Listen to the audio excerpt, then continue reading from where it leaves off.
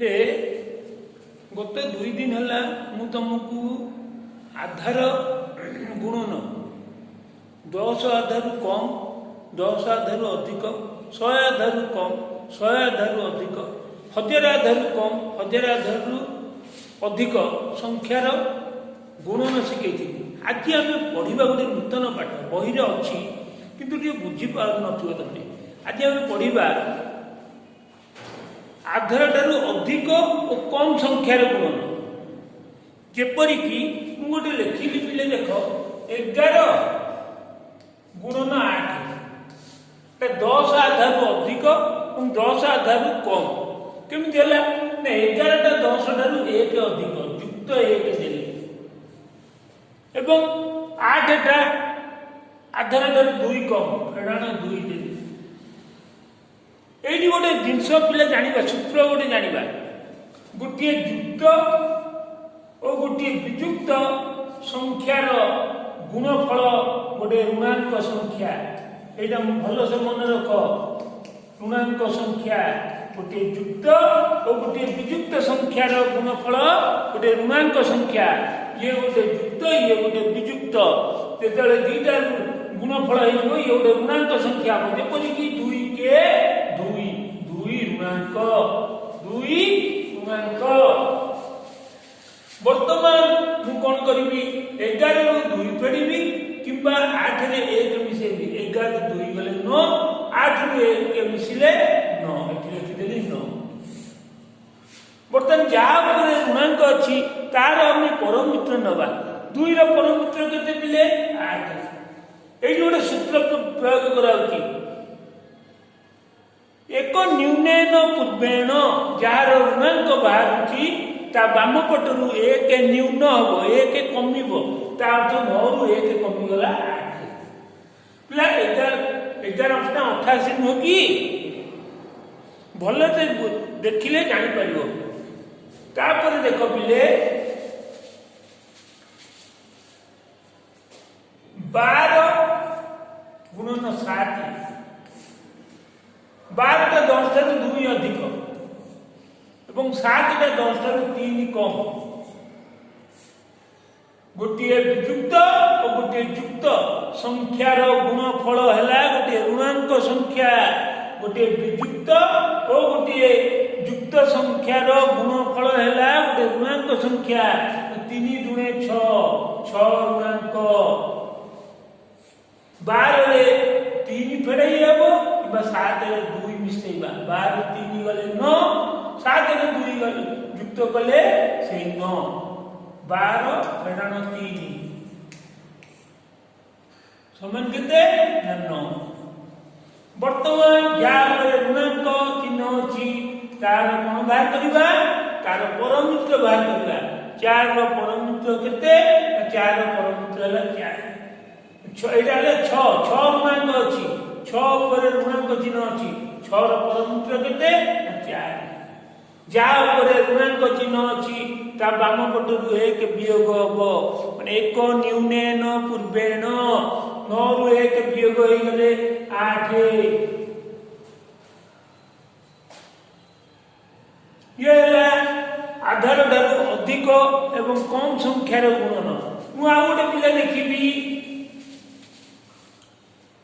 104 98 मुझे गुणन देखी 104टा 100 ठारू केते अधिक युक्त 0 98टा 100 ठारू केते कम 98टा 100 ठारू 2 कम वर्तमान गोटे विजुक्त और गोटे युक्त गोटे विजुक्त और गोटे युक्त संख्यार गुणफल है गोटे ऋणांक संख्या 2 4 8 0 8 ऋणांक वर्तमान 104 रे 2 फेड़ा हो पार कि 98 रे 4 मिसा हम 102 रू 2 फेड़ा हम 102 98 रे 4 मिसिले 102 104 रू 2 फेड़ा 102 हम कि 98 रे 4 मिसिले 102 हम 98 युक्त 4 यदि करे 102 वर्तमान पिले देख एटा कौ आधार ना 100 आधार ତେଣୁକରି ଏଇଟା ଆଉ 10 ରୁ ନବାନି, ଏଇଟା କୋଉଥିରେ ନବା? 8 ଟା 10 ଠାରୁ କେତେ କମ ନା 8 ଟା 10 ଠାରୁ ନବା ନାହିଁ, କାରଣ ଏଇଟା 100 ଆଧାର, 8 ଟା 100 ଠାରୁ କେତେ କମ ନା 92 କମ। ତା ବାମ ପଟରୁ 1 ବିୟୋଗ ହେଇଯିବ, 102 ରୁ 1 ଗଲା 101, ତାହେଲେ 8 ଟା 100 ଠାରୁ 92 କମ। ଏବଂ ଏକ ନ୍ୟୁଟନ ପୂର୍ବଣ ଯାହା ଉପରେ ଋଣାଙ୍କ ଅଛି ତା ବାମ ପଟରୁ 1 ବିୟୋଗ ହବ, 102 ଫେଣାଣ 1 ସମାନ 101। ଇଏ ହେଲା ଆଧାର ଠାରୁ ଅଧିକ ଏବଂ ଆଧାର ଠାରୁ କମ ସଂଖ୍ୟାର ଗୁଣନ। ମୁଁ ଆଉ ଗୋଟେ ଦେଖିବି 105 95, 105 95, 105 ଟା 100 ଠାରୁ 5 ଅଧିକ 0.5,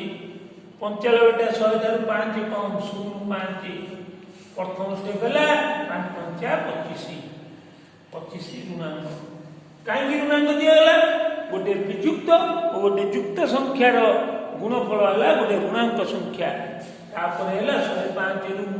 5 फेड़ी पारे कि 95 रे 5 मिसई पारे। मु 95 युक्त 5 करदेली ये 100 टा ये जो 25 ऋणांक अच्छी 100 ठाରୁ କେତେ କମ ନା 75 କମ। ତାପରେ 100 ରୁ ଆମର କଣ ହେଇଯିବ 100 ରୁ 1 ନ୍ୟୁନନ ପୂର୍ବଣ 100 ରୁ 1 ବିୟୋଗ ହେଇଗଲା 100 ରୁ 1 ବିୟୋଗ ହେଇଗଲା ଏଇ 99। ଏଇଭଳି ଭାବରେ ଆମର ଋଣାଙ୍କ ବିୟୋଗ ଯେତେବେଳେ କରୁଥିଲୁ ଏଇଭଳି କରୁଥିଲୁ। ଆଉ ଏ ଆଧାର ଠାରୁ ଅଧିକ ଏବଂ କମ ସଂଖ୍ୟାର गुणन यही भाव में ठीक से बुझा टे बुझा। मुझे गोटे छोट कर देखी जमी कि 13 7 13 टा 10 ठारू 3 अधिक 7 टा 10 ठारू 3 कम। गोटे विजुक्त एवं गोटे युक्त संख्यार गुणफल गोटे ऋणांक संख्या 3 9 9 ऋणांक 13 रे 7 जाइपर से 13 रू 3 जाइपर कि 7 रे 3 मिसी पारे 13 फेडाण 3 समान 10। एटा 9 गुणांक अछि 9 परमूत्र हेगला 1 1 न्यूनन पूर्वेण 10 रे 1 न्यून हे जीवो 10 रे 1 न्यून हे गेले जो 9 13 91। एही बळी भाबरे हमर आधार ठारू अधिक और आधार ठारू कम संख्यार गुणन हो पारुची। ताकू आउ टिके भल भाव देखिबो जे डाउट थिबो मते पचारिबो। अब समस्ते सुस्थ रहिबो घरे कथा सुनिबो एवं गणित सब अभ्यास करिबो। आज पई एतिकी परवर्ती कालांश रे हमें भाग क्रिया पढ़ेगा।